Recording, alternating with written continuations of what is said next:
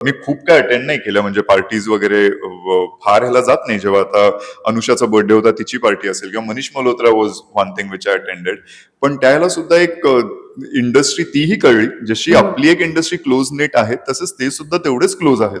म्हणजे आपल्याला युजली आपण ऐकलंय बॉलिवूड पार्टीज खूप वरवरच्या आणि असतात, पण may be every party is different. आणि मनीष मल्होत्राच्या पार्टीमध्ये पर्टिक्युलरली असं वाटलं की तिकडे जी लोक आहेत ती खऱ्या अर्थाने त्याच्यावर प्रेम करणारी बरीचशी लोक होती.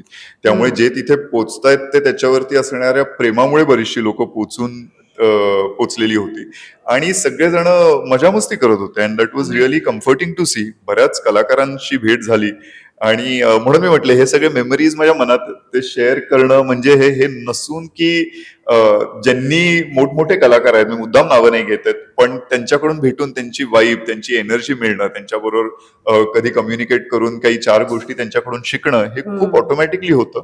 पण थँक्यू टू अनुषा, कारण की मनीष मल्होत्राची पार्टी मी तिच्यामुळे अटेंड केली, तर हे एक्सपिरियन्सेस तिच्यामुळे मिळाले. आणि जरी मी लांब पळणार आहे, कारण की मागच्या मनीष मल्होत्राच्या दिवाळी पार्टीला सुद्धा तिने सांगितलं होतं आणि मी म्हटलं मी का घेऊ आता, मी नाही येणार. आणि सेकंड डेला मग ते एक माझ्या कम्फर्ट झोन मधनं बाहेर येऊन तिथे गेलो आणि इट वॉज नाईस. पण तरी पार्टी हा मुळात मला प्रकार आवडत नाही. I am a very homely person, की आपण भेटू, गप्पा मारू, ह्यांनी खरे कॉन्टॅक्ट आणि खरी व्यक्ती कळते असं वाटतं. तर त्यामुळे असे कॉन्व्हर्सेशन्स जास्त एनरिचिंग असतात.